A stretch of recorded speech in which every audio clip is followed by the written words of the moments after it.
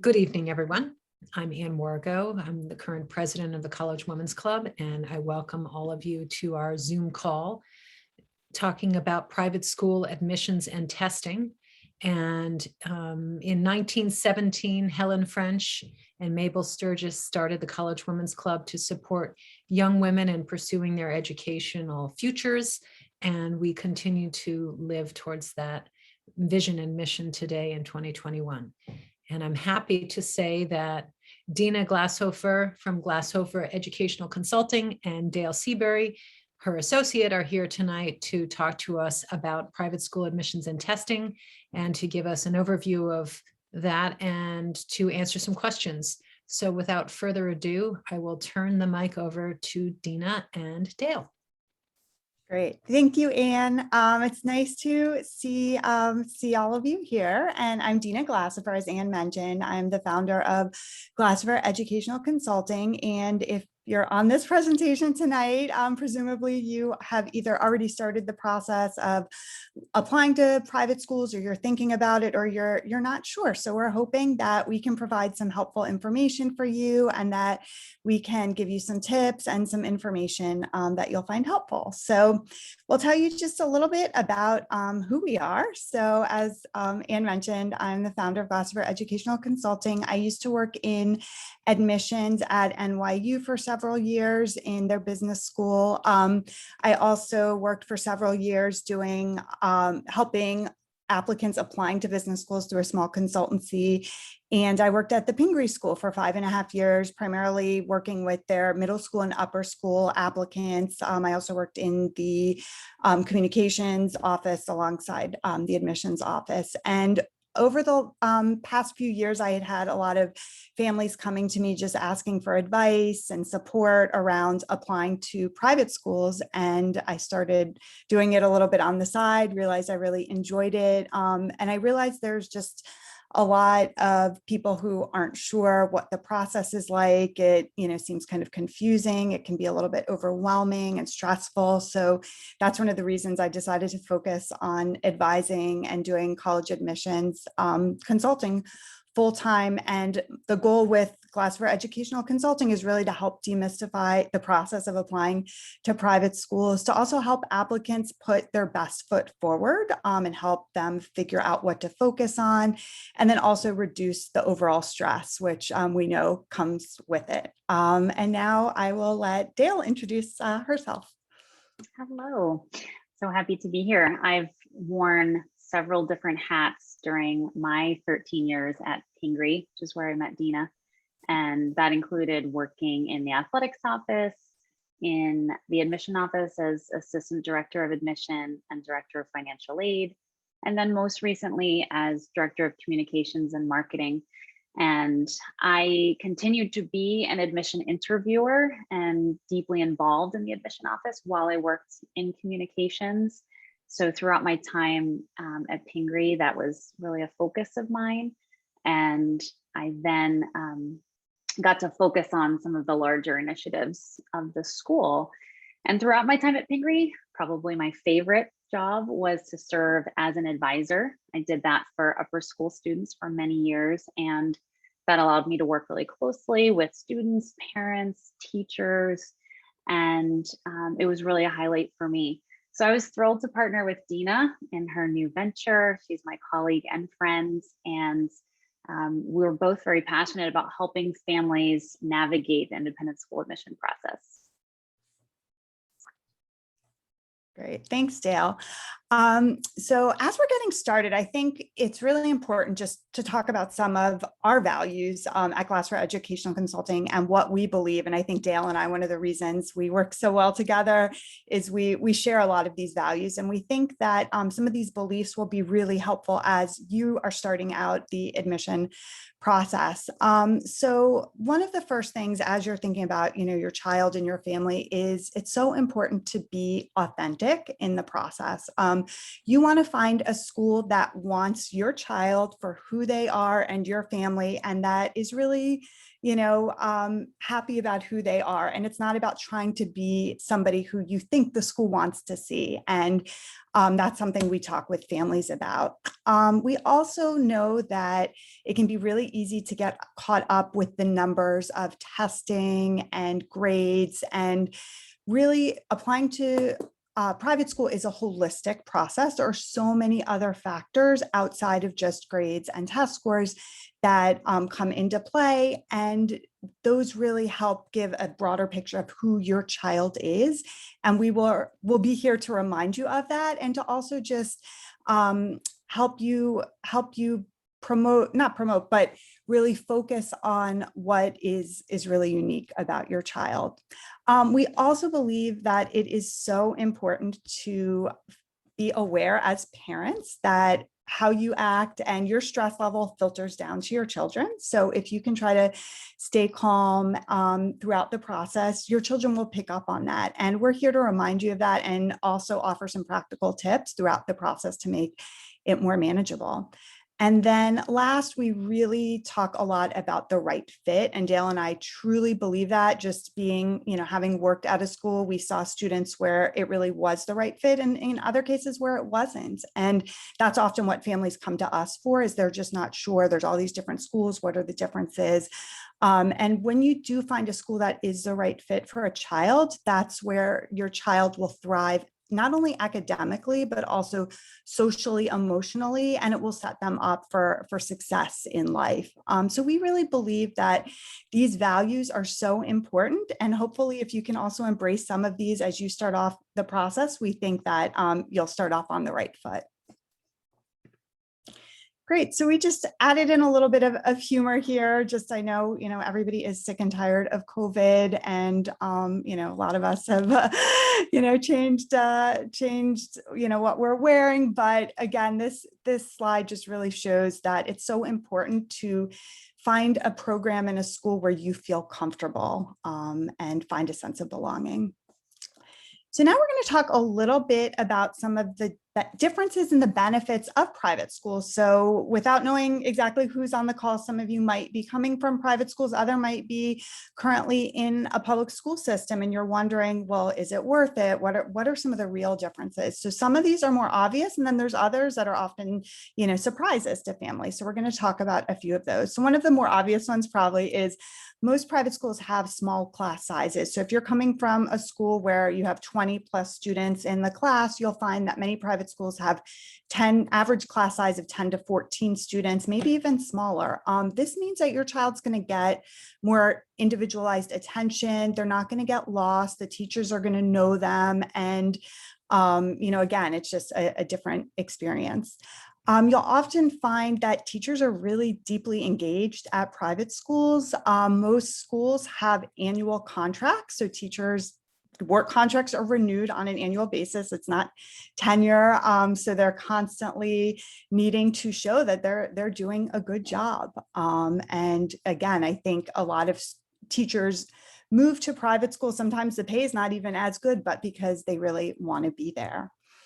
And there's just a level of care that I think can be hard to find. And Dale actually was an advisor. I don't know if you want to just chat really quickly about that.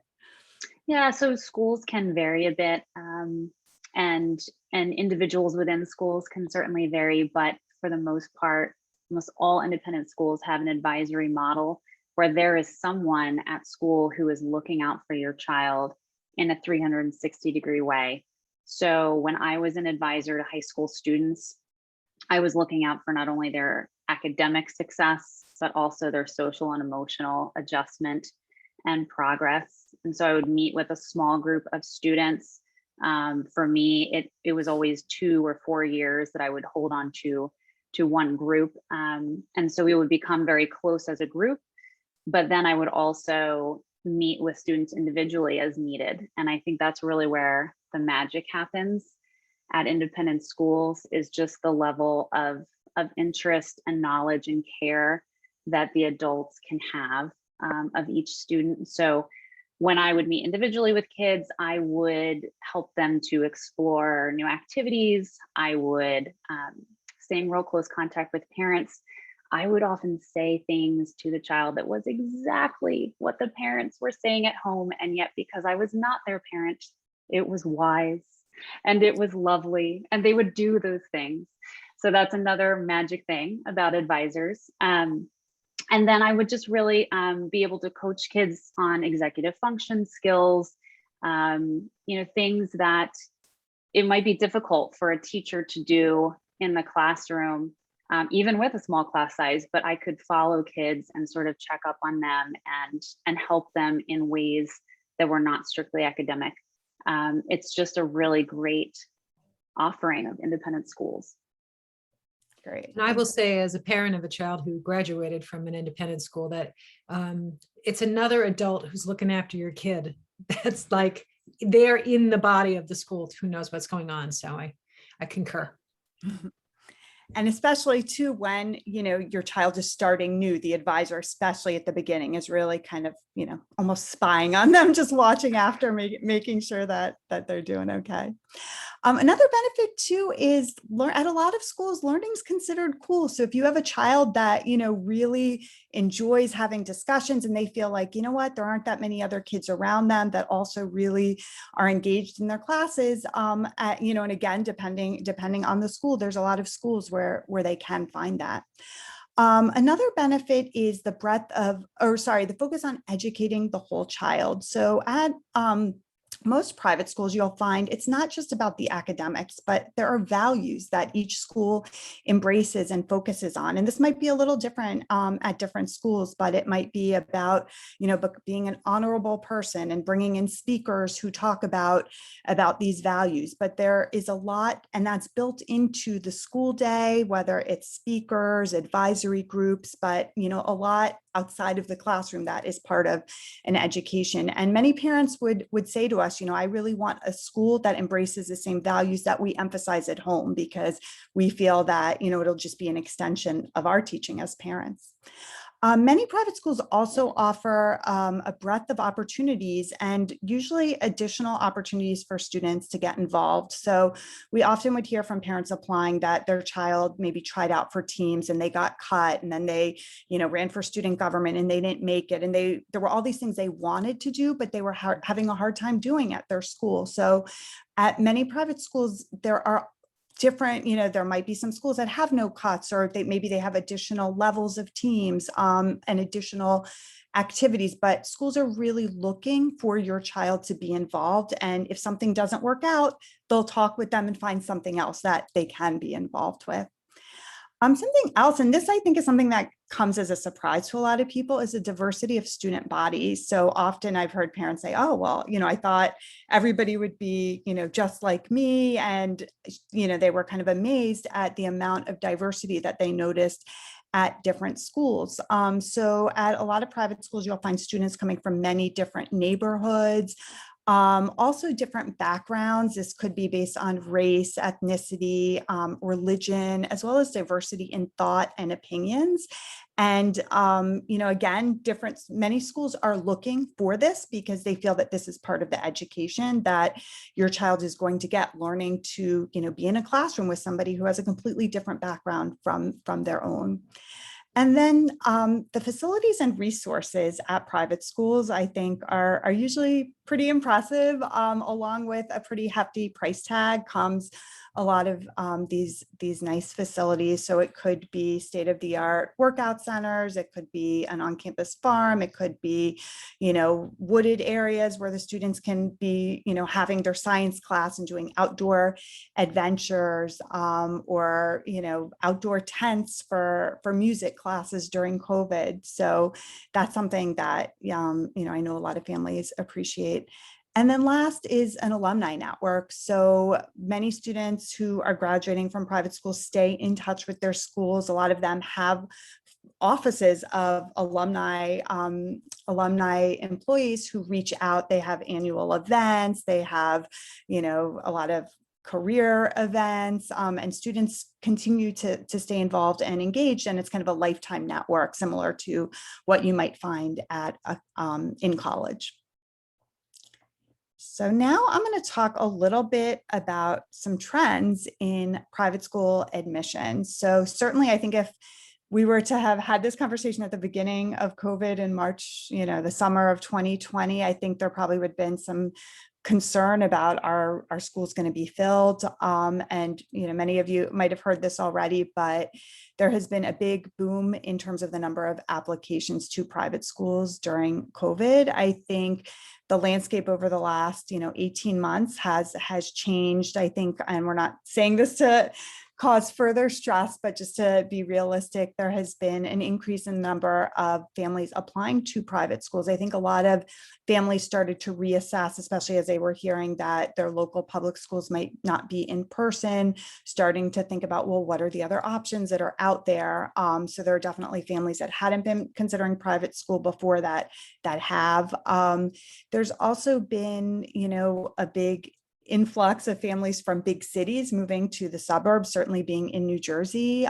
There's a lot of that. I know when I was working at Pingree interviewing last year, I had a number of New York City applicants, which I hadn't noticed as much before. So, and just anecdotally, part of what Dale and I do is we talk to admission directors and just, find out what's going on. And we have heard that there's been an increase. We've heard as much as 20+% in the number of applications, versus prior years. One boarding school I spoke to in Connecticut had told me that typically their acceptance rate has been historically around 16 to 20%. And they said last year their acceptance rate was only 13%.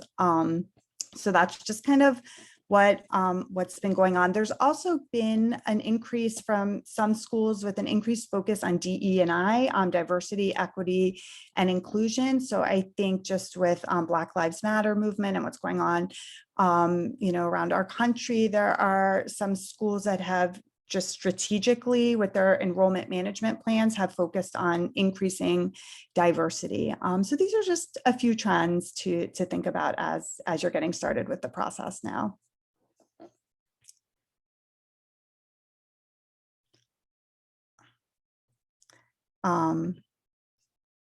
So now we're going to talk. Sorry about that, Dina. It's That's not okay. behaving for me. No worries. Let me just stop for a minute and I'll reshare it. No worries. So in a minute, we're going to talk about fit. And, that's something you've heard us talk a little bit about, I think, earlier on. But as you are thinking about private schools, there's all different elements to figure out, is this the right fit for my child and my family? So I'll just, get started talking about a few of these, and then I'm sure the slide will show up in a minute. There we go. Great. So as you think about fit, it's important, again, to kind of write down a list and think about it. What is really important? So the size and location. So is your child going to do better in a really big school where they have lots of kids, lots of different type of kids to be friends with? Or is a smaller environment going to be better from them? Thinking about the location as well, thinking about their interests, your child's interests, and the school activities. For example, if they love playing certain sports, the schools that you're looking at, do they offer those sports?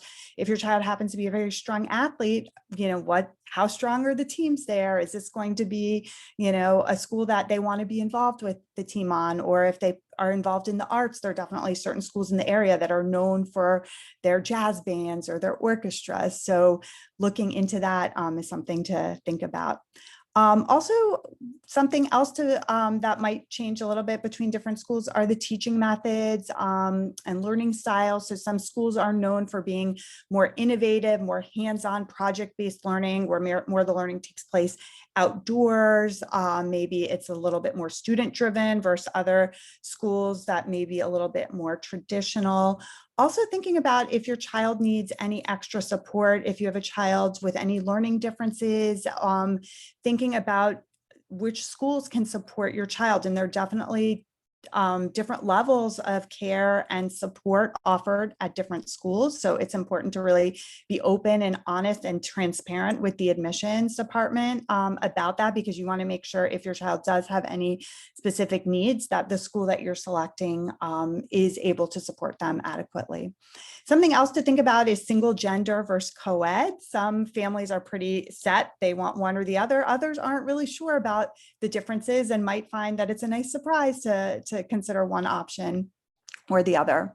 Something else to think about is just a student body composition. So for some families, having students, other students in the grade who have a shared identity as your child might be really, really important. Certain schools offer affinity groups. And if you're not familiar with affinity groups are groups of students who have a shared identity. So some schools have a Jewish affinity group, a Black student affinity group. There's also affinity groups based on gender, sexual orientation, or other. So if this is something that you think will be important to your child, or maybe your child's even telling you, different schools, some are more accepting and open than others. And then also thinking just about the school culture and the values. There's definitely a difference between different school cultures. And I actually read an essay from a student applying a few years ago that kind of reminds me of this. And he talked about playing on a soccer team. And for so long, he felt like he was just trying to fit in. He never really fit in. He was trying really hard. And then the next year he switched soccer teams and he was on a different team. And he felt right away the kids accepted him for who he was. And he said, I felt a sense of belonging. And that's why he was applying to this particular school, because he said, I feel that this is where I belong. So that's also something to think about. So now, as you think about, will your child be able to be herself? This happens to be my daughter. Someone had given her this shirt. Hello, I'm me. And just, again, knowing who your child is and thinking about, is the school that you're looking at for them, or wherever you end up deciding, if they get into multiple schools where they decide to enroll, is it a school that's going to be accepting and welcoming of who they are? So now we're going to talk a little bit about how to assess fit. So we've talked about fit, but there are definitely things that you should be doing to help figure that out. So one of the first things is just being really, really thoughtful and honest and introspective about who your child is and what they're like and what environments you've noticed that they do well in.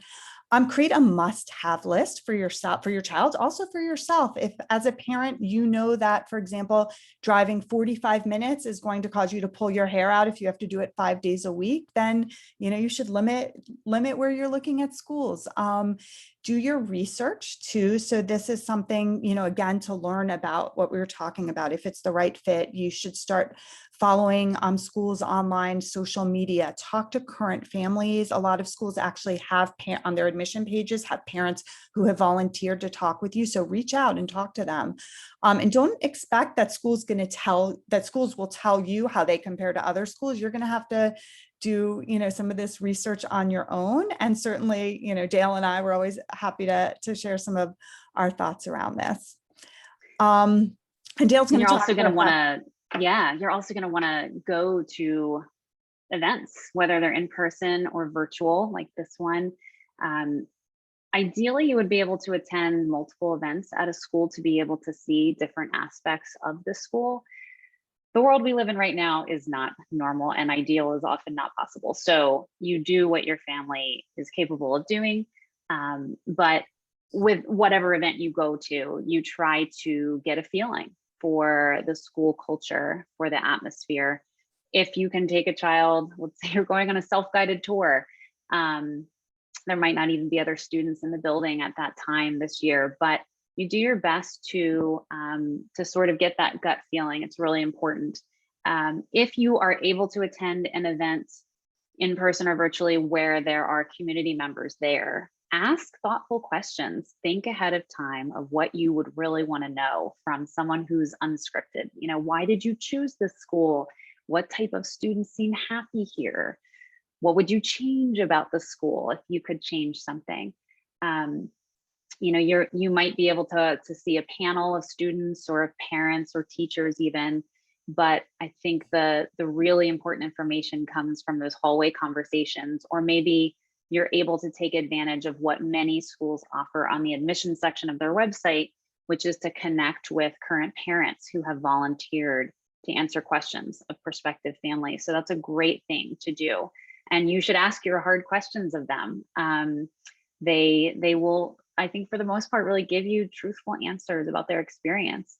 And you need to think about how your family values align with the school's values.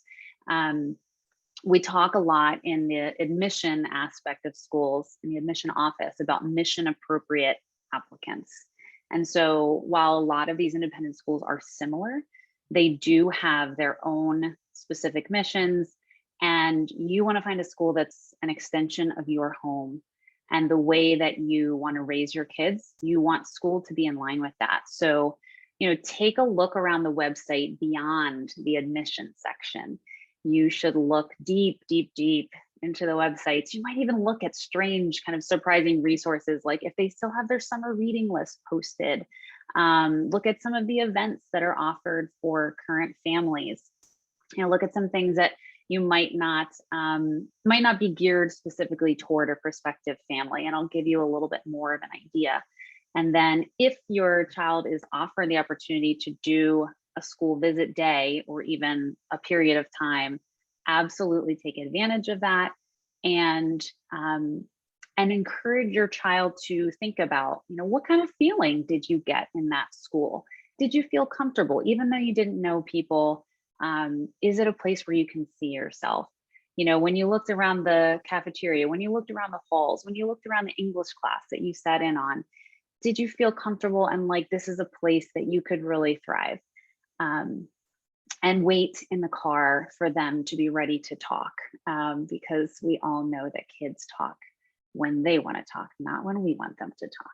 So I think embracing just the gut feeling of your child to a school is really important. And when we worked in admission, we would say the same thing to families, is that yes, this is you looking at the school and it's you wanting to impress them and ultimately be admitted, but you are also the consumer and the customer. And so do your research and be thoughtful about your criteria. Great. And then the last thing too is speaking to an educational consultant, somebody who, is a reputable educational consultant. What they do, what we do for our jobs is we're constantly talking to admission directors, to families, visiting schools, and, really trying to understand the nuances between the schools. But, all of these different ideas can really help you figure out and assess your fit and your child's fit with a particular school. And I'll add just one more thing too. It's not just about getting into the school that you think, is hardest to get into, but thinking about, is this school going to be the place where my child's going to thrive and be happy? And we personally both believe that's really, really important. So now I'm going to talk a little bit about what schools are looking for and kind of how they go through the assessment process and figuring out how to craft a class. So most schools employ what's called a holistic admission process, and that focuses on more than just the academics. Instead, it focuses on each applicant as a whole child, a whole individual, and all different factors. So we think you can break it down in terms of 3 categories: the academics, extracurriculars, and personal character. And by looking at all of these, schools have a better sense of how is the student going to do here and how are they going to contribute to the school community. So I'm going to talk a little bit about academics first. So academics, obviously, one of the ways schools assess this is through your child's transcripts. Typically, they will look 2 years back as well as the most recent, usually the fall grade reports. They'll look at the types of classes they took, how they did, as well as any standardized test scores. But beyond that, and don't stress if your child is not a straight A student and you're all worried, this is going to eliminate their chances of getting in. Schools are looking at other factors too. They're also looking at, is this an engaged child in terms of, are they engaged in learning? Do they enjoy being in classes, or a subject that they really light up and get excited to talk about? Because that intellectual curiosity and genuine interest in learning is really valued highly.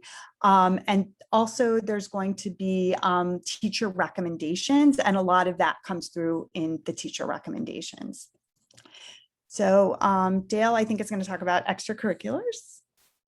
Yeah, so I think the easiest way to think about this area of the admission process is the W questions, the which, when, where, why. That's what admission officers want to know, not just a list of what your child is involved in, but where do they do those things? Are they excited and willing to take advantage of what the school has to offer? And that can be gauged by what sports team, arts organization, club are they involved in now? How long have they been doing that thing? What type of coaching or teaching have they received to gauge the level of commitment and skill in that area? But when I say skill, I don't mean to intimidate, because I think it's really important to keep in mind that admission offices, while of course they're looking for impressive kids to fill their classrooms and fields and stages, they also are not looking for kids to arrive fully baked, so to speak. So you do not need to present a child who is good in every area. That is not what schools expect. What they are going to do is look to create a well-rounded class. And so having some soccer players and some instrumental music players and some thespians and some kids who are going to do scientific research to knock the socks off people, there needs to be all types in a class. And there needs to be kids who are going to, really gel together. So thinking about your kid offering certain things to a school is one way to look at it, but they don't need to offer everything. So the admission office will look to put together a class and keep all of the various applicants' interests and strengths in mind.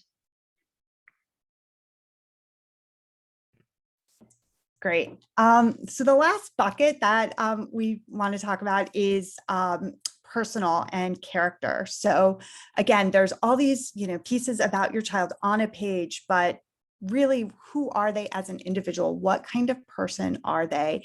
And that really, really matters to schools. And as you think about schools talking about, specific factors and what they look at, again, thinking, does my child align with this school? So a few things, factors schools are looking at: does this child have a positive attitude? Are they willing to try new things? They want kids that come into school and aren't just going to be so focused and so siloed, but that are open to different, schools offer so many different activities, clubs, organizations. And again, they're not going to expect them to do everything, but they want them to be somebody who wants to try something new. They're also going to be looking at, grit. Is this a child who can handle a setback? Some children have handled a lot more than others. Others, maybe they just haven't had a lot happen to them, and that's okay too. But again, that is going to be something that might come up with questions in the interview. Schools also want to know, is an applicant going to be somebody, when they're here, are they going to be respectful to others in their classroom who might be different from themselves? Are they going to be open-minded? Are they compassionate, empathetic? Are they going to be a good team player? Again, there are some students where, on paper, maybe they have straight A's and great test scores, but they're so focused on themselves that an admission committee might wonder, well, are they just looking out for themselves? Or when they're working on a team project, are they going to help out their classmates? And that's what I would say most schools are looking for. And then last, schools really want to get to know your child for who they are. You don't want your child to be so prepped and scripted that they come across, trying to act a certain way. And I can say I definitely, interviewed my fair share of applicants who I felt were just trying really hard to present themselves in a way. And I just wanted to get to know the student and, see who they were and to try to get to know them and find out what they're like. So these are, other factors to keep in mind. So now to sum it up, while different schools might emphasize different factors and maybe they have different values, there are a few qualities that I think are consistent across the board, including, students who are intellectually curious, who have strong character, who are involved in different activities, could be at different levels. But 100% of the schools want to know that your child is interested in their school and that they're excited to attend their school. And that's okay. When they interview, it doesn't have to be that they know for sure that it's their first choice school. They might not get into their first choice school, but still to have an interest and to be excited about possibly attending the school that they're applying to is going to be important. And one of the ways that's often demonstrated is through the application, through the interview. I don't know about you, Dina, but what comes to mind when you talk about that is how many applications I read when I was an admission officer that had the wrong school name in an essay. And we all realize that that is a mistake that happens, especially to a kid. It would happen to an adult as well. But it does give the impression that this is not where they really want to be. They're cranking out these applications, who knows how many. So I fully agree that a school really does want to know that there's a sincere desire, not just for the parents, but also for the kids, that they want to be there. Definitely. Great.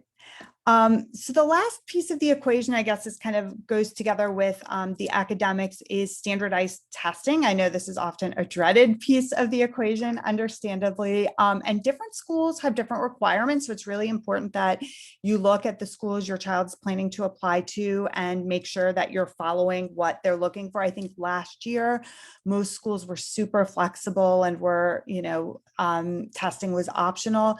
This year, we have seen that a lot more schools are requiring testing, not all, but still. So just keep in mind. So there are a few different types of tests. The more common tests are the SSAT, the ISEE, and the HSPT, which is used for a lot of Catholic schools, as well as some school-specific exams. So for example, Del Barton has its own exam.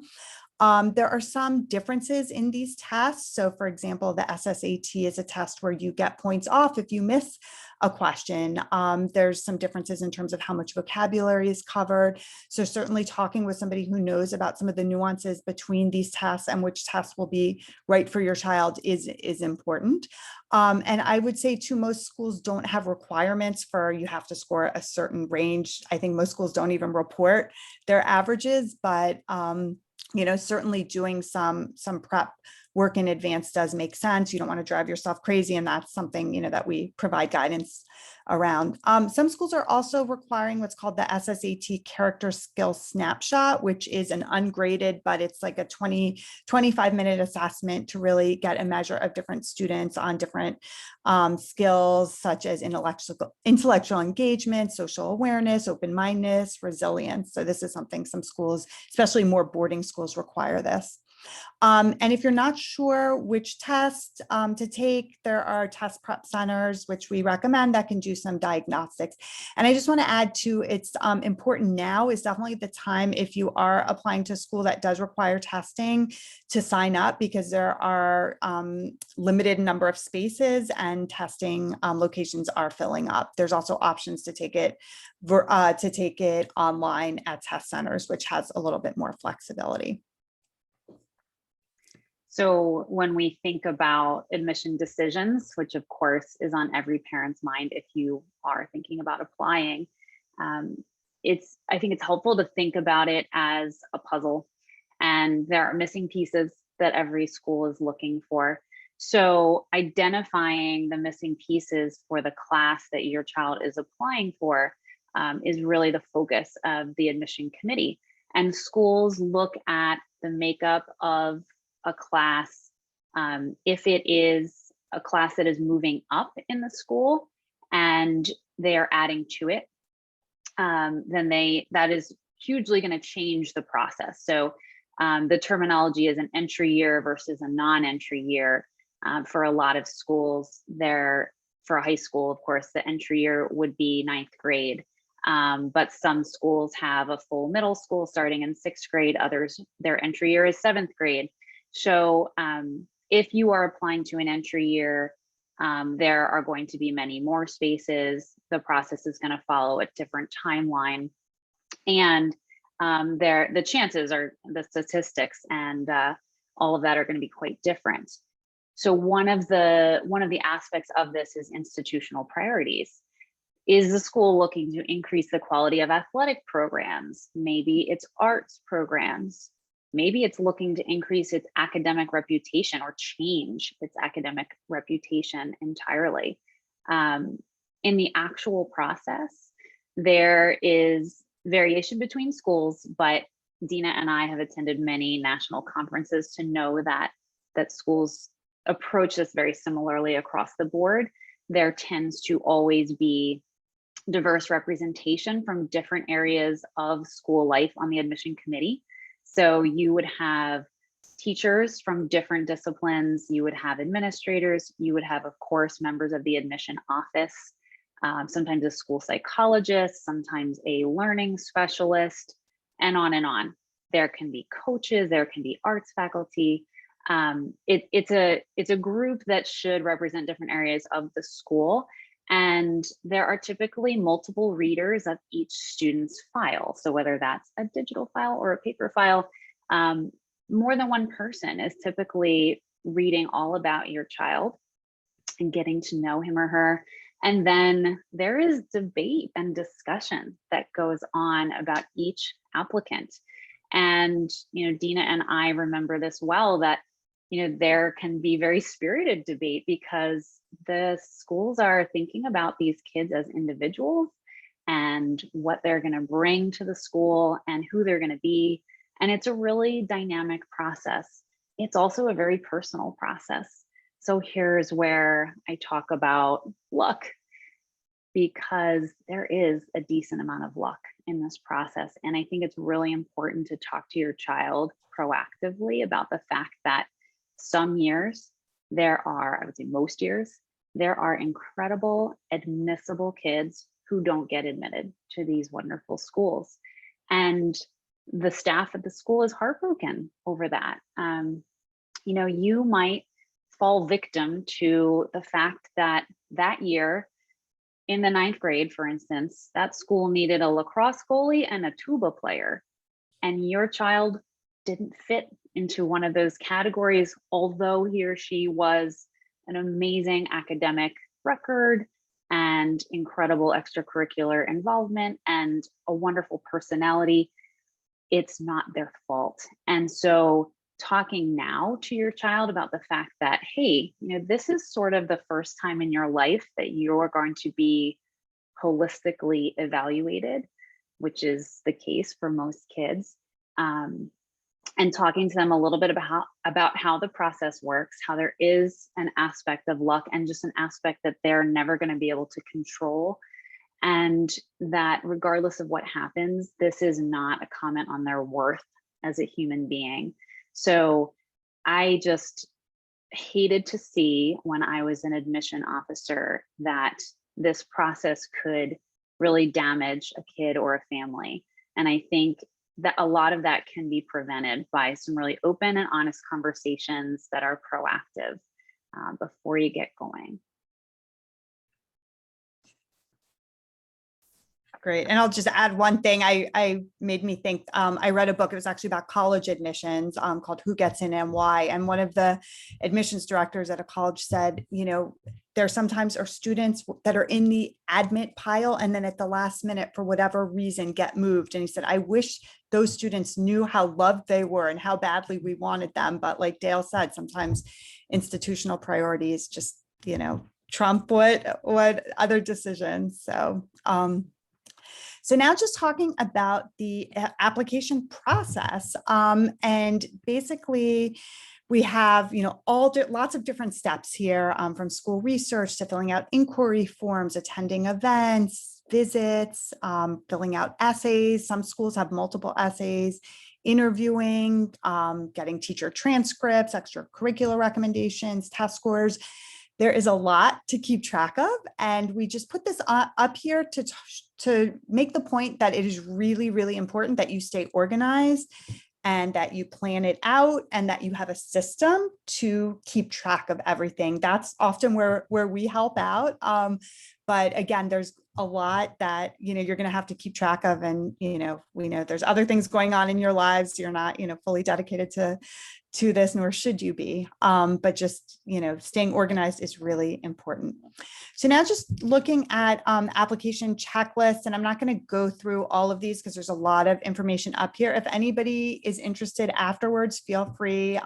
You can send an email. I'll provide my contact information. I'm happy to send this, but just kind of September, October timing now is really kind of gearing up, getting ready for testing, possibly taking tests, doing a lot of school research. Schools, just in the last 2 weeks, I've seen schools posting lots of different events, whether it's on campus, virtual, self-guided. Some schools are doing small coffees, opportunities to listen to panels, but take advantage of those because sometimes they're not recorded and they have students who are participating as well as faculty. And it's just a great opportunity to get to know the schools.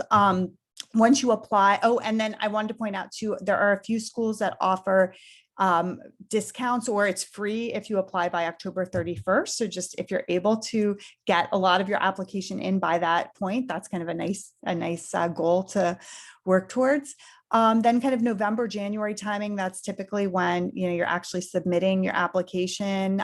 There's definitely, a good amount of following up with recommenders and your teacher. Most schools require 2 teacher recommendations. So typically a math teacher and a humanities teacher, as well as an extracurricular. So that could be a coach, it could be a music teacher, or just somebody else who has known, a chess teacher, or somebody who has worked with your child outside of class. And then kind of the last bucket, the last few months, February, April, that's typically when admission decisions are made. A lot of schools, there are a few schools that make decisions earlier that might have an early option in December, but that's typically when schools have on-campus events or kind of when you're making your decisions. So just, hopefully this helps you think about what to expect the next few months. So certainly going from all of these to-dos to done is an incredible feeling, and it feels really great when you can do that. And Dale and I, a big part of what we do is help support families through this process and guide in whatever way they need. And again, some families need more help in one area or another, and we're happy to help out where needed. So the last page, I have my email up here, dina@glasoferconsulting.com. So certainly if anybody wants to reach out after, I'm happy to do a 30-minute consultation and just talk with anybody a little bit more about their situation and kind of the services we offer. And you can also visit our website, glasoferconsulting.com for just some additional information about us and our services. And I think now we are happy to take any questions that anybody has. So feel free. I don't know if there's a chat box or if there aren't that many of you. So, either that way. Yeah, we could take it in the chat or verbally, whatever you're comfortable with. Yeah, you could unmute yourself. Whatever you feel comfortable with is fine. Hey, hello? Yeah, we can hear you. Oh, great, thanks. Hey, just a quick question in regards to recommendations. Would it make sense if it's, does it have to be like their 6th grade teacher, a 7th grade teacher, a teacher who's earlier, or a coach that's recent? Like just trying to figure out what's the best avenue on recommendations. Yeah, most schools are going to specify, and most will want a recent teacher. So typically the teacher recommendations come around November, December, after your child has been in class with a teacher for a few months. Certainly if there's a situation where, you know, a teacher goes out on leave or there's something, you can always talk with the school, but that's typically, similarly a more recent coach, or, you know, if they play an instrument.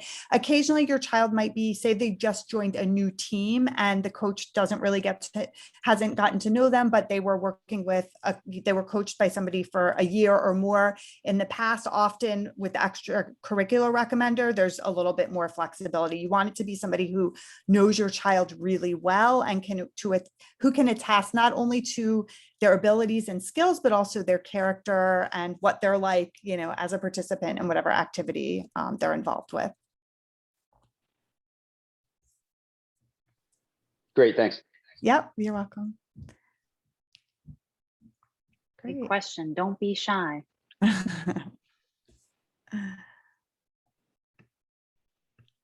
I can hear my own children like a herd of elephants upstairs. I hope you all can't hear them.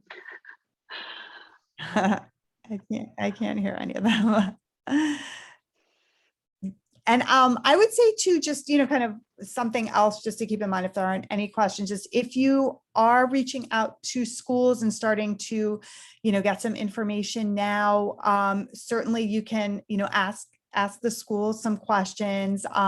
When you do interview with schools, certainly having some questions prepared for that particular school is really important. I'll also add that, you know, and this is some advice we give to our clients, any touch point you have with a school is going to be noticed too. So schools aren't just evaluating your child, they are thinking of, they're admitting families. So just, you know, being aware of, you know, are you reaching out to them every week, which could be a little bit much, but they do want to hear from you and see your interests. So those are just, you know, a few other little pointers I'll add at this stage.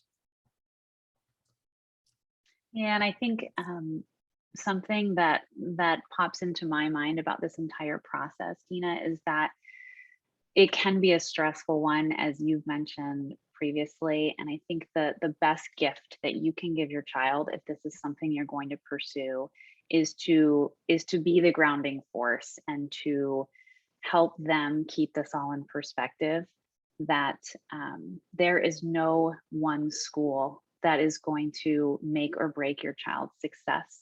As wonderful as many of these independent schools are, the most important part is the fit between the student and the school.